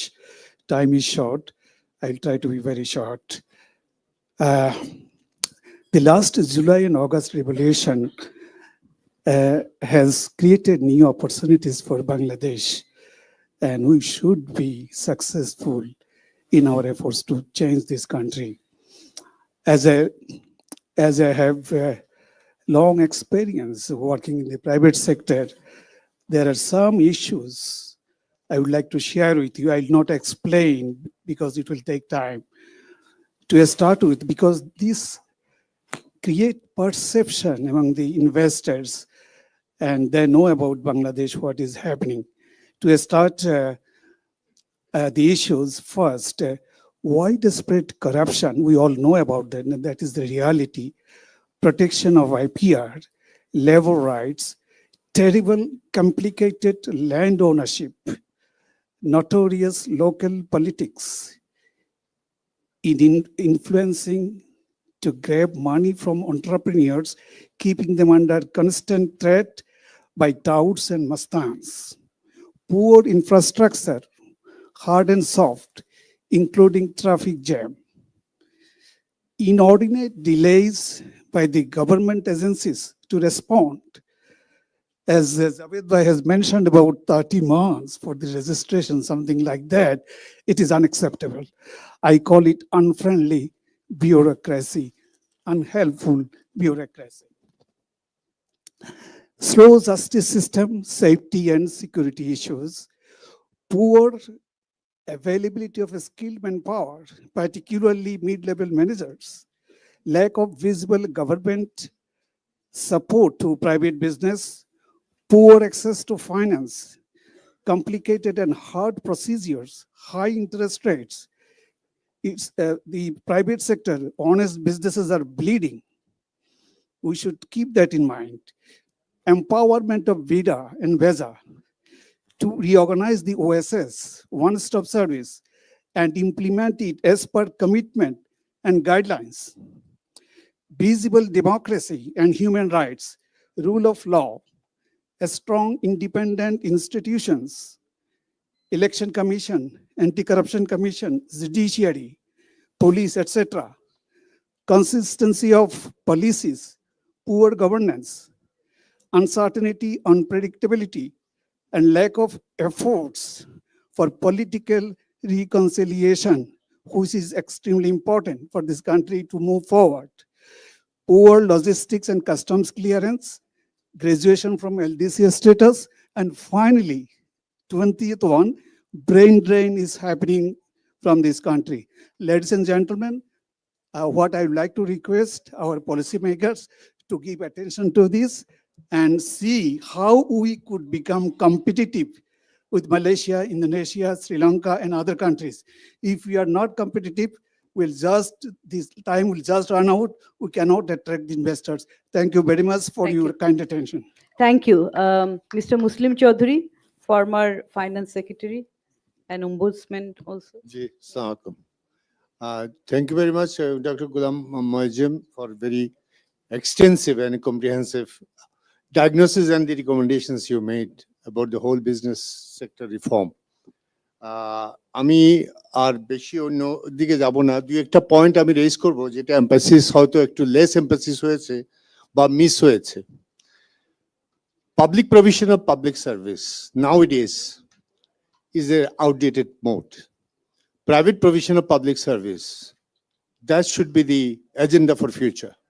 So in that context, I think one visionary objective should be taken by the government. Government has the institutions like Public-Private Partnership Authority. I was closely involved in that establishing that authority. Also public PPP project finance for financing. There is a non-bank financial institutions owned by the government, BIFL and ITCOL. But somehow thread is not adding up in all these initiative. So I think our special envoy is here and also BIDA chairman is here. I think government should take a prime agenda for taking the big boost to the public-private partnership. And generally, as a past bureaucrat, I have seen that when you give the directions to the bureaucrats to prepare a list for PPP project, they take all the bad cows, not the good cows. So they think that all losing and public initiative should be handed over to the private sector because private sector will come for giving zakat. So that sort of thinking should be changed, and there should be a big public policy push.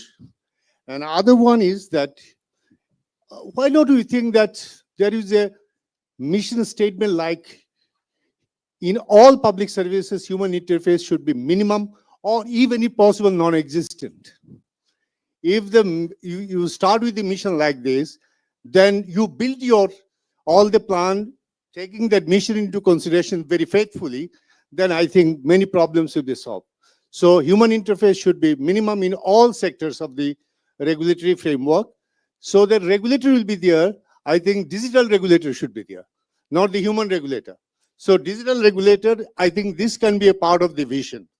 And the third one, I agree with our BD job as chief executive that we have to think in a different way, disruptive way. So nowadays, even disruptive technology, now people are attempting to say that destructive technology is coming. Huh. So the disruptive part is also that regime is almost over. So while the world is heading to destructive technology or destructive environment, so we are also only thinking, just stepping our first step in the disruptive one. So I think it might be too late. And the last one is local government. That is missing from our Dr. Majum's here. Because I think even this hinges on the civil service reform also. I agree with BD Job Chief Executive. I'm not naming because if I made mistake with name, Fahim. Fahim. Just having a reform commission with my class, I don't think that will serve the purpose. Because we have to think even total overhauling the civil service system. It's not only that we have to make less boishumuhin among all cadres, that if this is the mission that cadre boishummu kamabo, we have to pose the question whether cadre in this form will exist or not. That should be a starting point, not the recruitments and all this. And local government service should be completely separate from the central civil service. And that should be placed under the local authority, the locally elected representative. That sort of big boost should be there. I think we have very two important interviews. Should we also recommend smaller government? Definitely. When you say that there will be less or non-existent human interface, automatically you don't, I think, Fahim, we should not start with this very sensitive term that less government means less employee. So there will be some problem in the field. So instead of saying that, you start with the term that minimum human interface. Automatically you say that one fine morning, the total is half automatically. But if you start with the mission that we may have to make half, I think you will be in trouble. Thank you very much. Thank you. Thank you for these points. Appa, you wanted to say? Yeah. Microphone niye jao.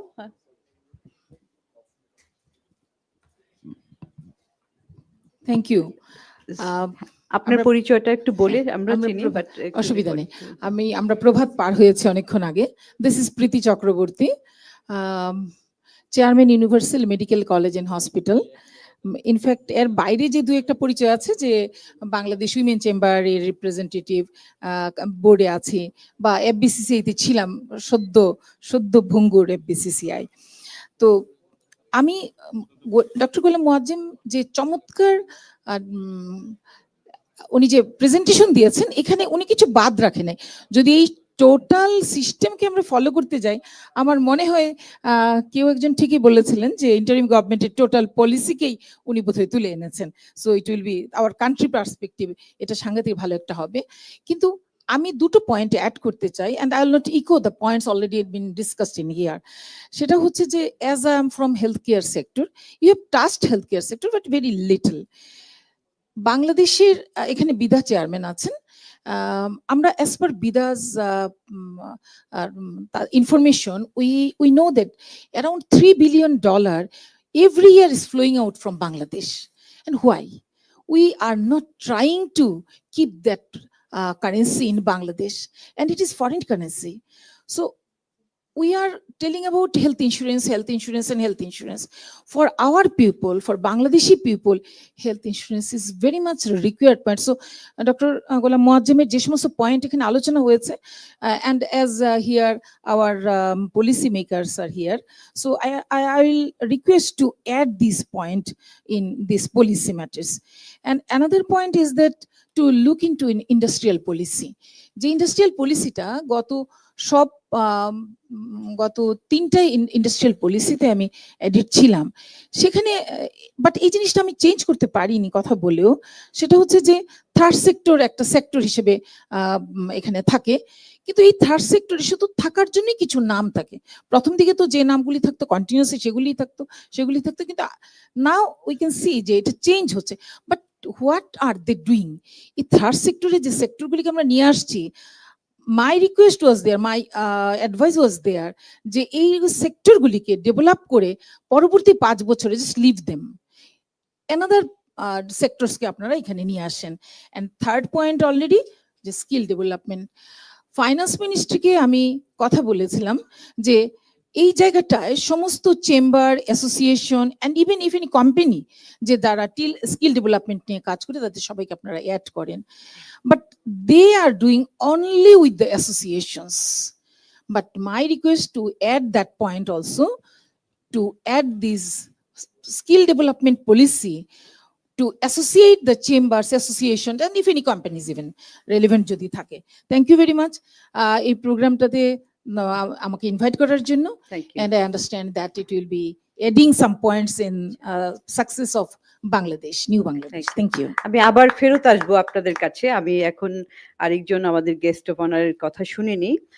Mister Fazli Shamim Ehsan, executive president, Bangladesh knitwear manufacturers and exporters association, BKMEA.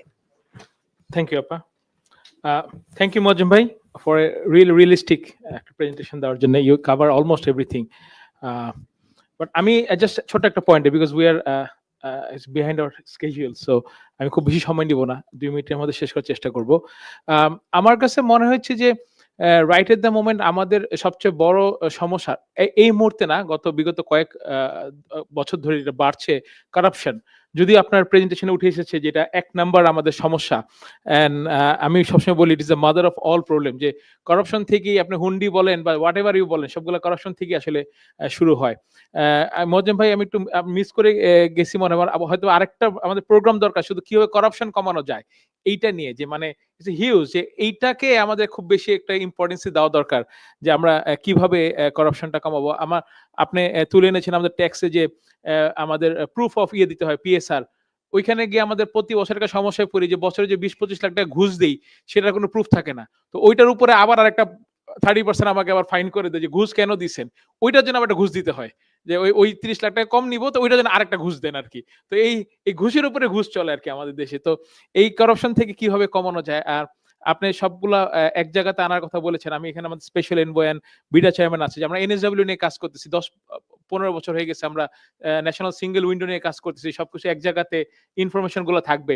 But এইটা তো হচ্ছেই না, বরং এটা দিনে দিনে complicate করা হচ্ছে, যে সবকিছু এটা একটার মধ্যে আনতে হবে, সবকিছু একটার মধ্যে আনতে আসলে কিছুই হবে না। আমি আমার কাছে যেটা মনে হচ্ছে, আমি কাজ করতেছি। বাট আমি জাস্ট একটা কথা বলবো, যে আমরা যদি একটা শুরু করি সারাসেন এখানে, যে NBR থেকে যদি শুরু করি, বিকজ সবাই প্রত্যেকটা বিজনেসম্যানের দেখবেন যে কমপ্লেইন সবচেয়ে বড় থাকে NBR রিলেটেড।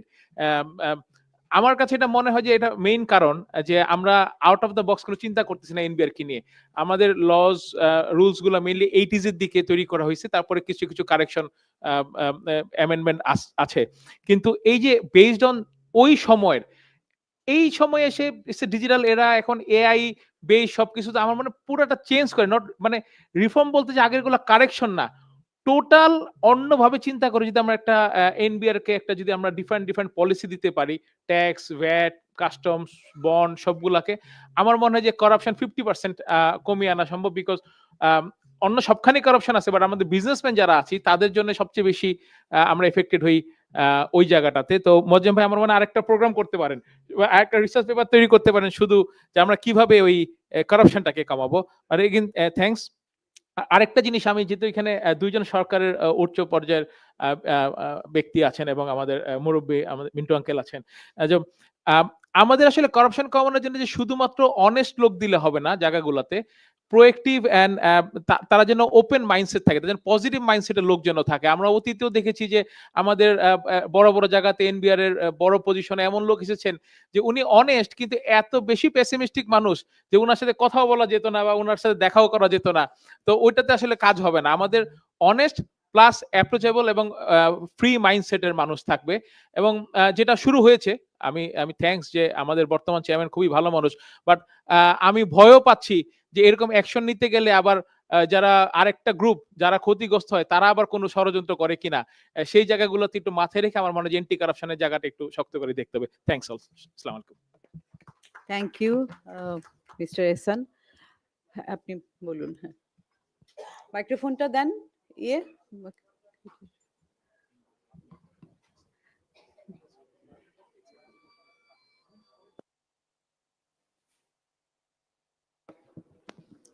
তো আসসালামু এনবিআর আলাইকুম। নিয়ে বলা হয়েছে অনেক। সো অ্যাজ জি, আমি এনবিআর এর ফরমার ইয়ে হিসাবে আমার নাম আলমগীর, মোহাম্মদ আলমগীর হোসেন। আমি জাতীয় রাজস্ব বোর্ডে রাজস্ব প্রশাসনের সাথে দীর্ঘ 34 বছর কাজ করেছি।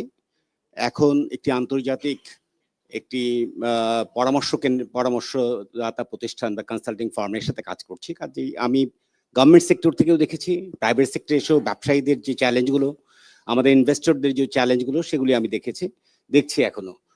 তো এনিওয়ে, আমি একটু কথা বলতে চেয়েছিলাম। আমাকে দাওয়াত দেওয়ার জন্য আমি কৃতজ্ঞতা জানাচ্ছি। এখানে আমাদের এজেন্ডা, আজকের এজেন্ডা যদি আমরা দেখি তাহলে খুব আর আমাদের যে কি নোট উপস্থাপিত হয়েছে, আমার কাছে মনে হয়েছে যে আরো ব্যাপক পরিসরে আসলে আলোচনাটা হওয়া দরকার ছিল। কারণ হচ্ছে এখানে বলা হচ্ছিল agenda for the interim government এবং Bangladesh business environment. So business এনভায়রনমেন্টের মধ্যে অনেকগুলি ভ্যারিয়েবলস কাজ করে, শুধু ট্যাক্স, ভ্যাট, পলিসি বা গভর্নমেন্টের ওয়ান স্টপ সার্ভিস বা এই সমস্ত বিষয়গুলি না, ম্যাক্রো পলিসি, ম্যাক্রো এনভায়রনমেন্টাল ফ্যাক্টরগুলো কাজ করে। তার মধ্যে পলিটিক্যাল ফ্যাক্টর আছে, লিগাল ফ্যাক্টরসগুলো আছে। আজকে অথবা কালকে রাতেই বোধহয় আমি একটা নিউজ দেখছিলাম যে ভারতীয় কংগ্রেস পার্টি ভারতীয় সরকারকে একটি আহ্বান জানিয়েছে, সেটি হচ্ছে বাংলাদেশে বিদ্যমান পরিস্থিতির সুযোগ নিয়ে ভারতের গার্মেন্টস ইন্ডাস্ট্রিকে আরো বিকশিত করা যায় কিনা তার জন্য উদ্যোগ নেওয়ার জন্য। এবং সেখানে একটি পরিসংখ্যান দেখিয়েছে যে $1 বিলিয়ন যদি তারা গার্মেন্টস সামগ্রী এক্সপোর্ট করতে পারে তাহলে 5 লক্ষ লোকের কর্মসংস্থান নিশ্চিত করা সম্ভব। তার মানে হচ্ছে বাংলাদেশের যে বিদ্যমান পরিস্থিতি সেটি নিয়ে তারাও আশাবাদী হয়ে উঠছে, অর্থাৎ আমাদের জন্য যেটা অশনি সংকেত। ঠিক এমনি একটা পরিস্থিতিতে যখন আমি বিজনেস এনভায়রনমেন্টের কথা বলছি, আমার বাংলাদেশের কম্পিটিটিভনেসের কথা বলছি, তখন কিন্তু আমাকে অনেক সতর্কভাবে এগোতে হবে।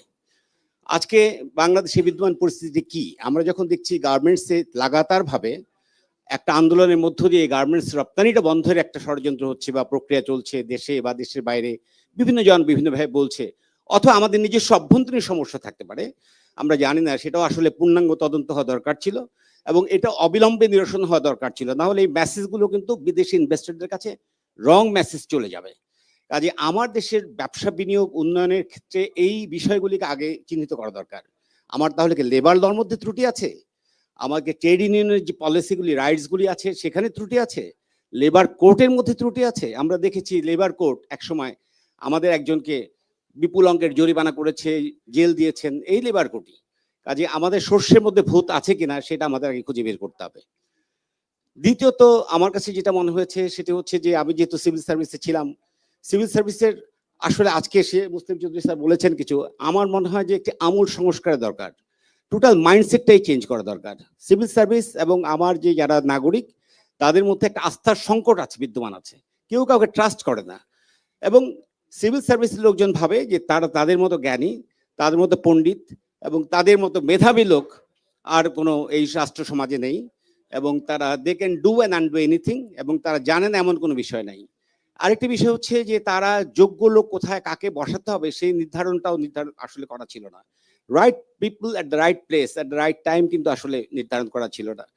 আমাদের যে রিক্রুটমেন্ট প্রসেস সিভিল সার্ভিসের মধ্যে, এই সিভিল সার্ভিস রিক্রুটমেন্ট প্রসেসটা খুবই সেকেলে। এখন আসলে এই ধরনের পরীক্ষার মধ্য দিয়ে সত্যিকারের মেধা যাচাই করা সম্ভব কিনা সে বিষয়টি বিবেচনা করা দরকার হয়ে এসছে। সো কল পাবলিক সার্ভিস কমিশনে একটি ঢালাও একটা প্রিলিমিনারি পরীক্ষা, মাল্টিপল চয়েস বা কিছু এসে টাইপের পরীক্ষা দিয়ে একটা ইন্টারভিউ দিয়ে তারা একটা মেধা যাচাই করে ফেলছেন। It is not the real reforms. এবং আমরা শুধু চাকরির বয়সসীমা বাড়াচ্ছি, আমরা 27 থেকে 28, 28 থেকে 30, 30 থেকে 32, এখন 35-এর দাবি তুলছি। This is not reforms. Fundamental reforms এই জায়গাটা দরকার। আরেকটা বিষয় আমি এখানে কেউ বলবে না, কিন্তু মনে হয় তো অনেকে বলতে চাইবে না। আমার কাছে যেটা মনে হয়েছে যে আমরা যেখানে কাজ করছি এখন, সেখানে অনেক ফরেন ইনভেস্টর নক করছেন। ফিকির এখানে যে ভেবে থাকলে ভালো হতো, উনি আরো ভালো বলতে পারতেন। তারা যেটা চাচ্ছেন, পলিটিক্যাল স্ট্যাবিলিটি কখন আসবে। They are ready to enter into the economy, but তারা একটা পলিটিক্যাল স্ট্যাবিলিটি চাচ্ছে। যেহেতু আমাদের এখানে একজন উপদেষ্টা মহোদয় আছেন, তার মাধ্যমে আমি সরকারের কাছে বলবো যে এই বিষয়টি আমার মনে হয় বিনিয়োগকারীদের কাছে সুস্পষ্ট একটি বার্তা পৌঁছানো দরকার, যে আমরা স্ট্যাবল, অথবা এর মধ্যে আমরা স্ট্যাবল হব। এই বিষয়টি একটি জরুরি ভিত্তিতে বার্তা না পৌঁছালে বিনিয়োগকারীরা অপেক্ষায় থাকবে, অপেক্ষায় থেকে থেকে একসময় থার্ড কান্ট্রি ডেস্টিনেশন তারা চলে যাওয়ার একটা ঝুঁকি তৈরি হবে। Is very important. Thank you very much. আরো দু একটা কথা বলতে চেয়েছিলাম, আমি জানি অনেকেই কথা বলতে চাইবেন। হ্যাঁ, আমি একটু সুযোগ ধন্যবাদ। দিতে চাই সবাইকে। আমার মনে হয় যে আব্দুল্লাহিল রাকিব উনি আছেন। আপনি যে গার্মেন্টস এর কথাটা বললেন যে ইন্ডিয়ার তারা খুব আশাবাদী হচ্ছে আমাদের ইয়ের সুযোগে। আপনার একটু রিফ্লেকশনটা জানতে চাই, since you are in the garments sector and you are leading one of the largest factories. কিভাবে এক্সপ্রেস করবে এটাই স্বাভাবিক, বাট আমি খুব আশাবাদী। আমি মনে করি যে ইন্ডিয়া যত যাই করুক না কেন, আমাদের যে ডিএনএ এটা এদের কখনো হবে না। সো আমাদের যে সেলিং পয়েন্ট এটা ইউনিক, এবং আমরা যদি পলিসি এবং ইনফ্রাস্ট্রাকচারাল সাপোর্ট যেটা দরকার আমরা বলেছি সে যদি পাই, রোডম্যাপটা যদি, টাইমলাইনটা যদি ফুলফিল করা যায়, আমাদের $100 billion স্বপ্ন না, it's matter of time. Thank you. এই পর্যায়ে আর কেউ?